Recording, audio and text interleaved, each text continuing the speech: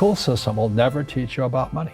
The school system was designed to teach you to be an employee, which is important, or a doctor or a lawyer, a specialist, but never about money.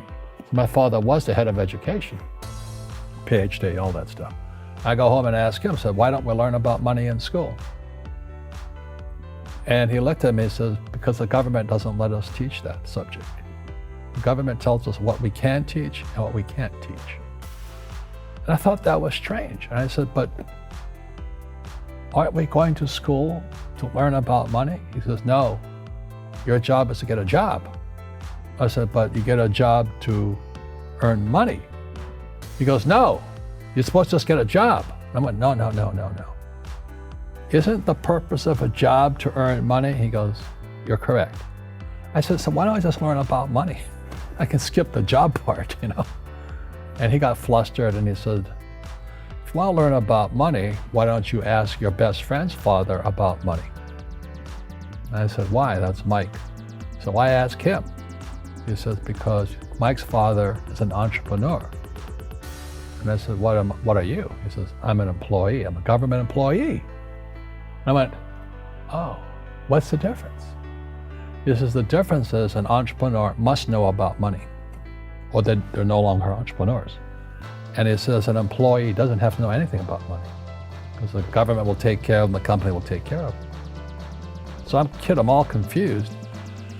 But I took my dad's advice and I trundled over to Mike's father's office and knocked on his door and I said, hey, I'm here, 9 years old, teach me about money. He says, beat it, kid, you know. But that's where the story of Rich Dad, Poor Dad started.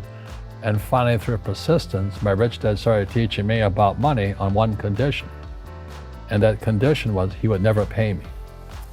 He says, the moment I pay you, you think like an employee. He says, that's the trap. Entrepreneurs work for free. And now I'm 9 years old, my head's going cracking in half.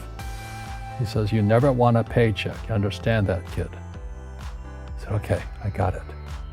And he says, well, how do I make money? He says, that's what entrepreneurs figure out. It's like it's a cat, you know, which comes first, a cat or the cat chasing its tail. And I said, so how do I learn about money? So he would just break out a Monopoly game board. So I would work for free. I'd pick up cigarette butts, and he had hotels and restaurants, and I would clean and do menial tasks. And as I got older, I started getting into office work and marketing and accounting, and I was an apprentice basically, but I always worked for free. And he would teach me about money, but the way he taught me about money was playing Monopoly. And finally one day I got upset. I said, well, when are you going to teach me about money? He says, what do you think we're doing? We're playing Monopoly. He goes, no. What do you think we're doing? We're playing Monopoly. He says, what do you think we're doing? So I don't know.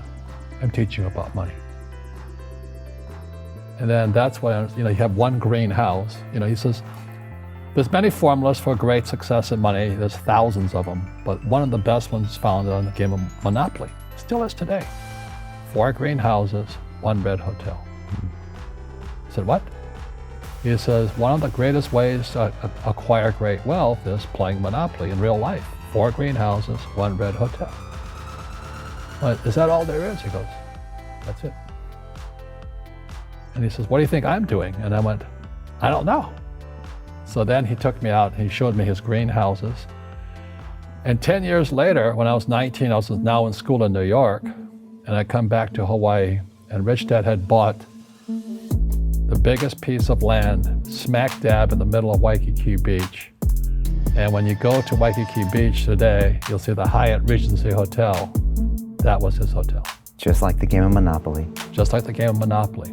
Acquired assets and they became bigger assets. He just kept what's called an assemblage, because that property wasn't that big at that time. So he had to buy out all the small guys. Because Waikiki was a little dirt water little town. So he'd buy out this shop owner and buy that shop owner. And it took him a while, but he finally assembled this large piece of property. And then he and Hyatt put up this giant hotel. And it just sold for $800 million. So that's how I learned about money. And that's because he refused to accept a paycheck. He says that the moment you accept a paycheck, your brain goes dead. He just got paid. He says, as long as you're hungry, you'll think. And he was a great, great teacher.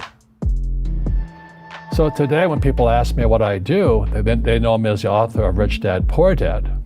I just say I play Monopoly. So, I play Monopoly in real life. I don't need a job.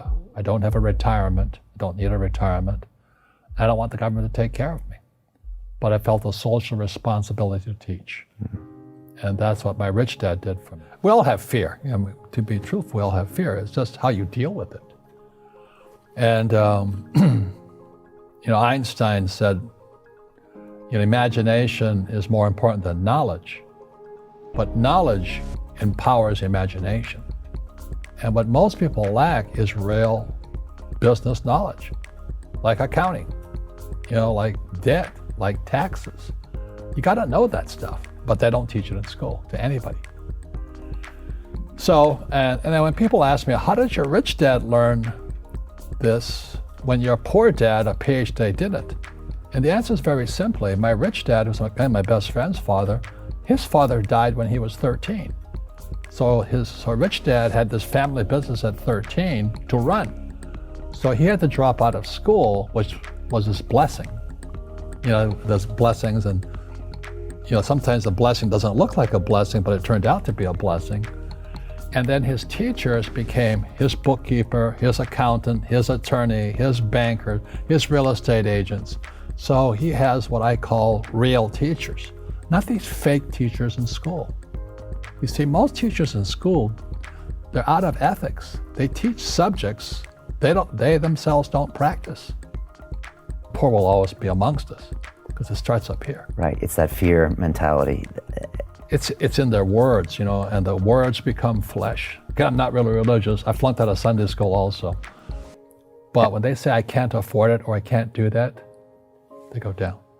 They become what they say. And I meet so many people, I can't afford it. You think I'm made of money? Your mom used to say that. Your mom used to say that. My dad. Your dad. My PhD dad, he says, what do you think I am, made of money? I can't afford that. And my rich dad would say, that's why he's poor. Poor people say, I can't afford it, I can't do that, I don't have time. Because it's an escape. It's an escape, you know what I mean? It's easy to say, I can't afford it. Oh, I'm too tired. Oh, I can't go to the gym. When you could go to the gym. No, I can't. Truth is, I'm just too lazy to go to the gym. And you play it safe and you don't introduce new risks into your life. And so I have job security. Right. And your rich dad used to say what instead of, I can't afford it? How can I afford it? How can I do that? What would it take, or why should I do that? He says that a question opens the mind, a statement closes the mind. So when you say, I can't afford it, your mind shuts down, and you become what you say.